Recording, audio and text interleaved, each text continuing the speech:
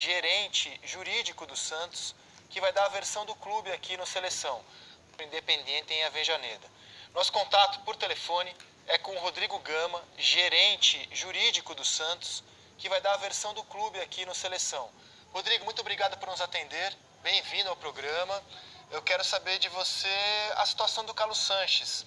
O Santos, quando recebe o jogador, já entendia que ele estava apto a jogar. Como é que você viu esse comunicado hoje no site da Conmebol, que a entidade vai estudar a situação do jogador?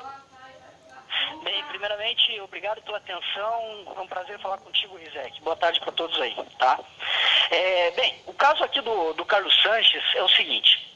Como eu tenho falado, existe um sistema na Conmebol que se chama Comet. É um sistema digital, informatizado, moderno, que a Conmebol mantém, que funciona como praticamente um edital, em que esse edital ele tem um cadastro do jogador por completo, com data de nascimento, apelido, cidadania, fala todo o histórico do jogador, os contratos ativos que ele teve no clube anterior, partidas que ele teve, as sanções, inclusive tem uma aba que você seleciona e você vê as sanções que esse atleta teve no decorrer de sua carreira, com aqueles todos que ele, quando ele uma vez cadastrado e que tenha participado de alguma partida pela Conmebol, tá? Realmente, no caso quando você abre a tela do Carlos Sanches, tá? Você abre o cadastro dele perante a Conmebol, consta lá que ele teve, nas sanções dele, teve duas sanções. Uma na Copa Sul-Americana de 2014, na fase final contra o Estudiantes, tá, da Argentina, em que ele teve uma suspensão por partida, de uma partida, e foi cumprida, e no dia 9/11 de 2014 foi encerrada, ou seja, foi cumprida a pena, ele não tinha mais nada ali a cumprir.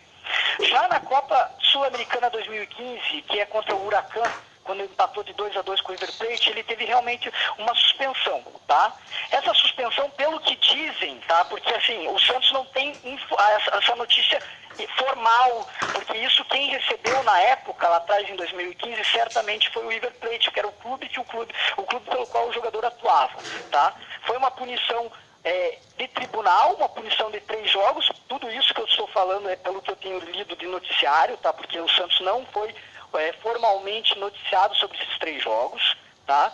E aí houve uma circular número 1 de 2016 da Conmebol, na época do centenário, em que anistiou todos os apenados que tinham penas a cumprir pela Conmebol pela metade, ou seja, caiu de 3 jogos para 1 partida e meia. Pelo próprio regulamento e pela essa circular, ela acaba arredondando para 1 partida de suspensão. Então ficou constando no sistema aqui que ele tinha 1 partida a cumprir, 1 partida de punição. Mas, logo na sequência, quando tem 1 partida a cumprir, ele coloca entre parênteses a cumprir, em espanhol, né, 2 pontos, 0, aparece zerada, ele não tinha pena a cumprir. E quando ele consta aqui que está zerada, a data desse status, quando a Conmebol mexeu e deixou zerado essa condição dele, foi na data de 24 de maio de 2018, tá? Assim, por dedução, presumo que ela tenha zerado, até dado uma nova anistia para o atleta, porque é isso que dessa forma que eu consigo interpretar o sistema, é que quando ela zerou em maio de 2018, essa data bate com a data de inscrição da Copa do Mundo, quando o atleta foi jogar pela seleção uruguaia. Então, certamente, a Conmebol, ela colocou aqui no edital dela e no documento que eu tenho, que é o único veículo de comunicação formal que eu tenho com a Conmebol em relação às sanções disciplinares, ela colocou que desde o dia 24 de maio de 2018 esse atleta está zerado e não tem nenhuma punição a cumprir. Em paralelo a isso, que eu faço também aqui um comparativo em que demonstra, por exemplo, que o atleta Dodô, que ontem foi punido com o cartão vermelho, já consta que contra o jogo com o Independiente, que ficou 0-0, suspensão por partidas, 1 partida a cumprir, 2 pontos, 1 partida. Daí tem aqui que é desde o dia 22 de agosto de 2018, data que se encerrou, não tem a data e está com estado ativo, ou seja, não está com estado cerrado, fechado, como estava no Carlos Sanches. Então, nesse comparativo, você vê de plano que o sistema ele é atualizado, ele é um sistema informatizado e é o único veículo que o Santos tem com a Conmebol para saber se há ou não há punição a ser cumprida pelos atletas que ela inscreve nas competições da Conmebol. Tá? E outro paralelo que eu faço aqui é em relação ao Gabigol. O Gabigol, aqui nós também temos aqui o documento dele, ele foi punido com uma partida de suspensão, tá? No jogo contra o Nacional, nessa Libertadores mesmo agora. Tá? E isso aí se iniciou no dia 16 de março de 2018, quando teve a partida, ele tomou essa punição. A data de encerramento que se encerrou e ele cumpriu essa punição foi em 6/4 de 2018, dando estado de fechado, cerrado, assim como está do Carlos Sanches. Ou seja, na data posterior à partida que ele não jogou, que ele cumpriu a punição, que foi no dia 5 de abril de 2018. Dentro desses documentos aqui que eu tenho em mãos, fica muito claro, robusto e de forma inconteste, tá? De que não havia, o sistema me informava que o atleta, a Conmebol, seja como for, ela deixou claro para mim que o atleta não tinha nenhuma punição a cumprir, que ele estava liberado para o jogo, tá? Então, é preciso que se veja que a Conmebol, ela atua como se fosse um cartório, tá? E esse cartório, ele tem que dar conhecimento para os terceiros de boa-fé, entendeu? E o Santos é um terceiro de boa-fé.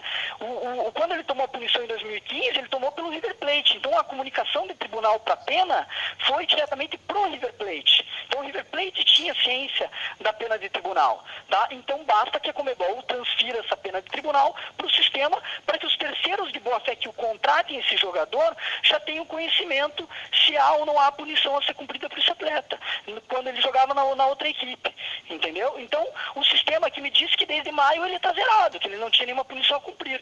E calcado nesse documento, o Santos colocou ele na partida. Em resumo, esse é o panorama da situação. O Santos está tranquilo, eu me coloco tranquilo porque eu acredito na segurança jurídica do sistema da Conmebol, tá? E que a Conmebol é séria e tem credibilidade suficiente num torneio mais importante das Américas, para que dê essa confiabilidade no sistema dela para todos aqueles que disputam suas competições. Tá? Rodrigo, boa tarde, Luiz Carlos.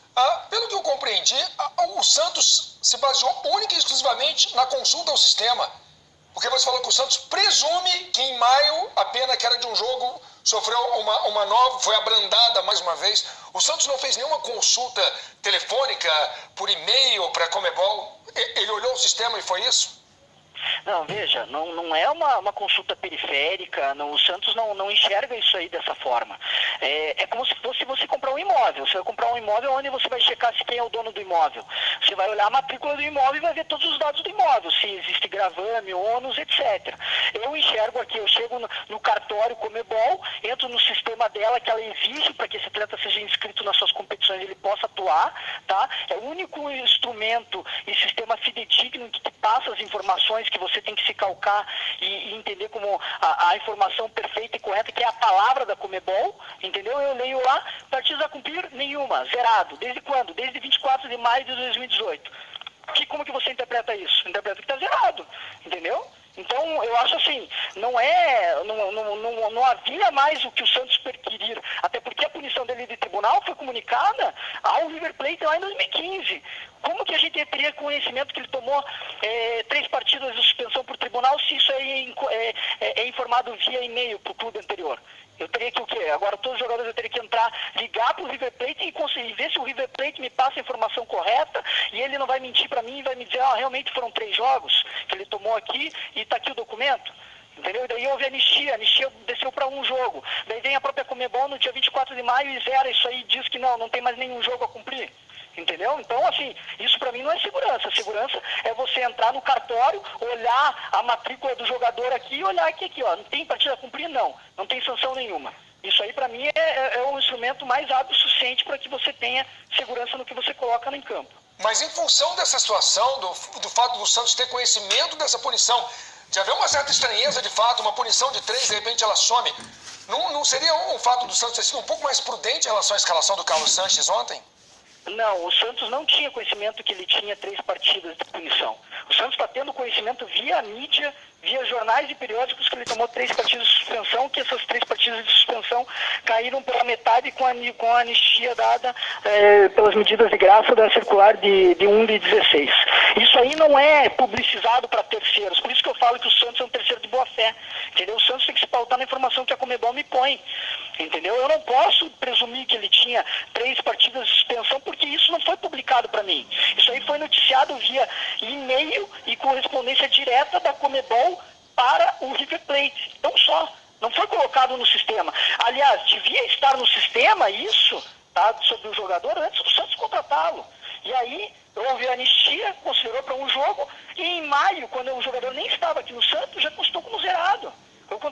jogador já constava ele como zerado no sistema da Conmebol. Ô Rodrigo, te fazer uma pergunta. Esse tipo de situação que é péssima no futebol, né? A gente tem vários casos do Brasil e na América do Sul, inclusive jogos das últimas eliminatórias com esse problema. Você não acha que o futebol podia caminhar, e aí não falo do Santos, falo em visões gerais, para um modelo que seja mais claro, mais simples? Por exemplo, quando vai começar o jogo, você tem lá os 11 jogadores e a entidade, ou os 18, a entidade responsável por aquela competição, eletronicamente, já informa para você, opa, aqui tem algum problema, ou não, estão todos aptos. E ela arca com isso. Não seria mais fácil?